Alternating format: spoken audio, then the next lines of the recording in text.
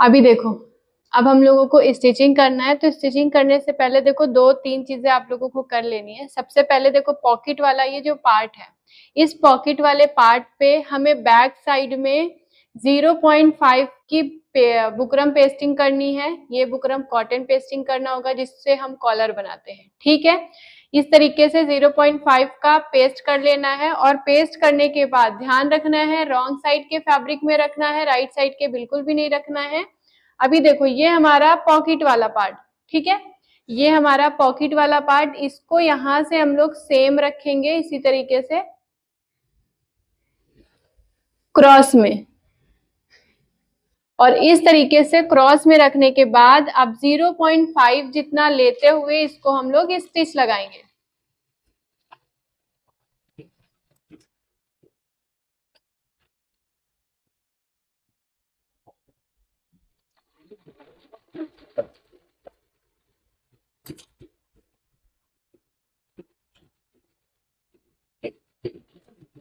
अब इसको यहाँ से स्टिच लगाते हुए हम लोग इसको निकाल लेंगे।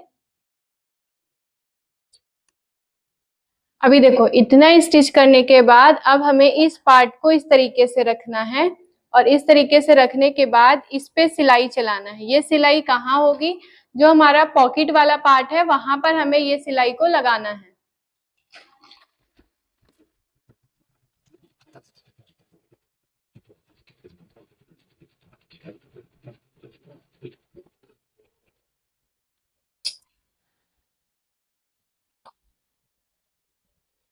इस तरीके से लगाने के बाद अब हमें क्या करना है, ये वाले पार्ट को इस तरीके से पलट देना है।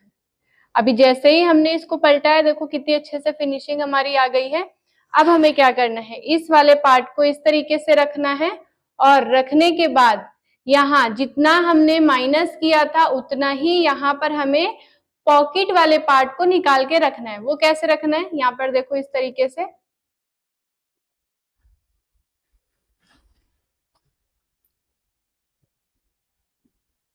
अभी पहले हम लोग यहाँ से फैब्रिक पिन लगा लेंगे।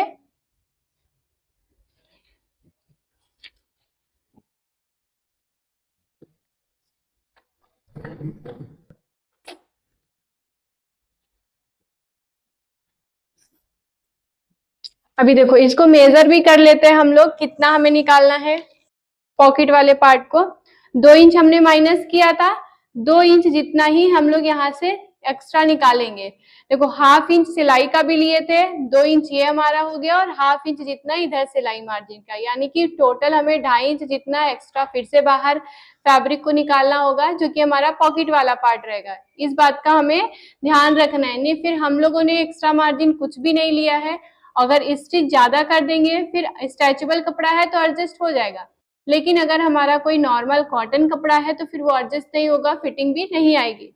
इस तरीके से अभी यहाँ पर हमें एक सिलाई लगाना है, जो हमारी ये नीचे के साइड में पॉकेट वाला पार्ट है।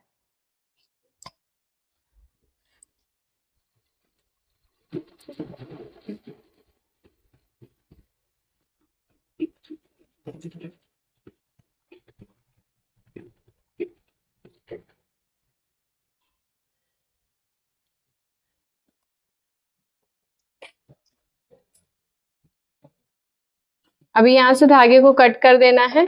सेम अब यहाँ से भी हम लोग सिलाई को चला लेंगे।